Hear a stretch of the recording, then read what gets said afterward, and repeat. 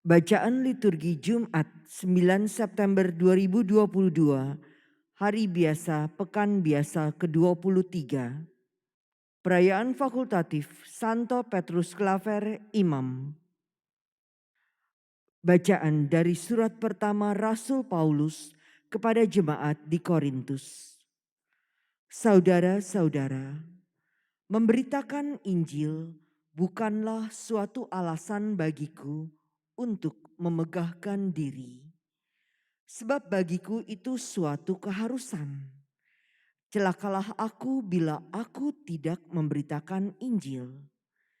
Andai kata aku melakukannya menurut kehendakku sendiri, memang aku berhak menerima upah.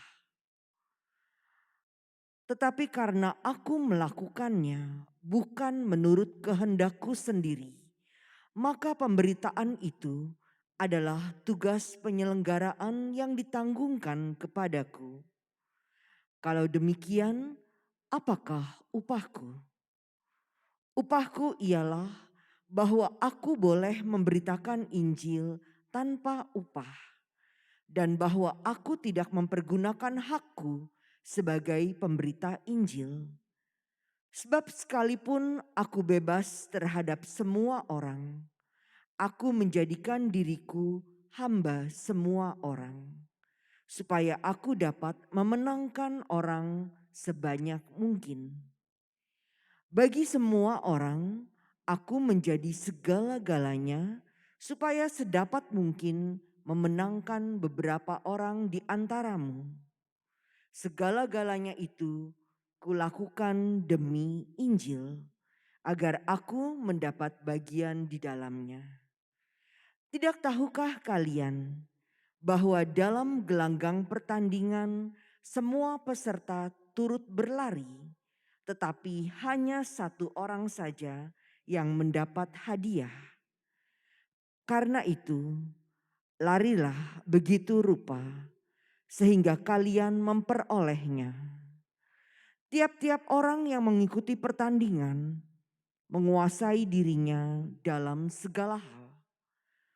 Mereka berbuat demikian untuk memperoleh suatu mahkota yang fana, tetapi kita untuk memperoleh suatu mahkota yang abadi. Sebab itu, aku berlari bukan tanpa tujuan, dan aku bertinju bukan dengan memukul secara sembarangan. Sebaliknya, aku melatih dan menguasai tubuhku sepenuhnya.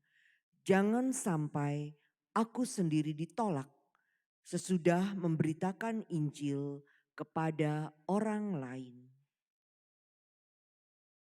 Demikianlah sabda Tuhan. Syukur kepada Allah.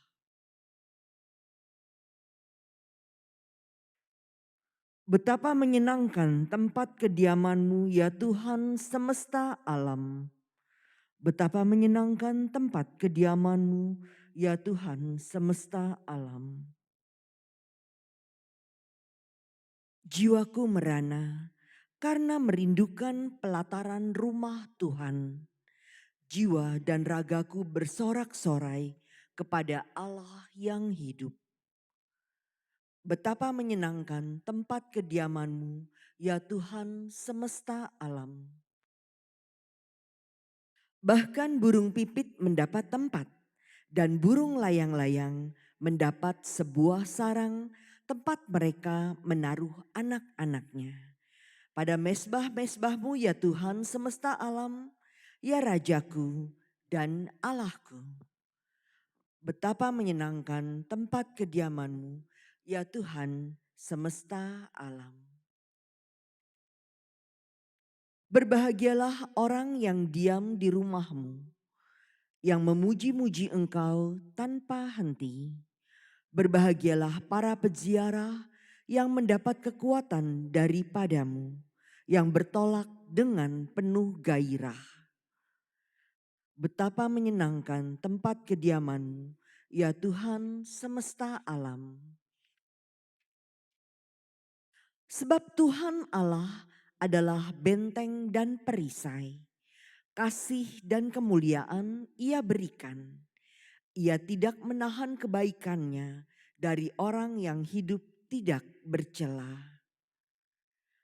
Betapa menyenangkan tempat kediaman-Mu, ya Tuhan semesta alam.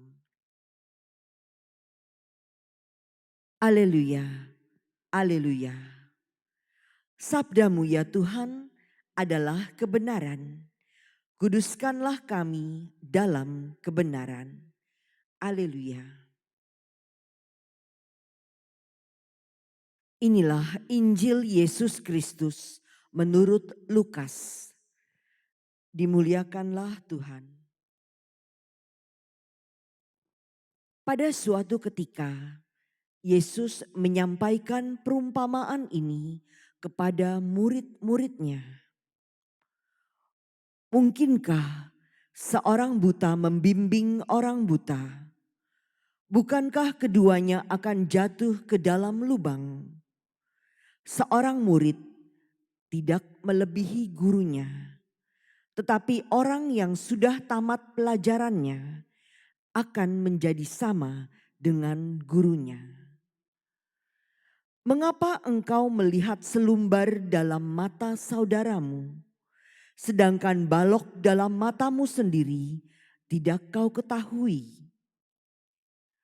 Bagaimana mungkin engkau berkata kepada saudaramu, "Saudara, biarlah aku mengeluarkan selumbar dalam matamu," padahal balok dalam matamu tidak kau lihat?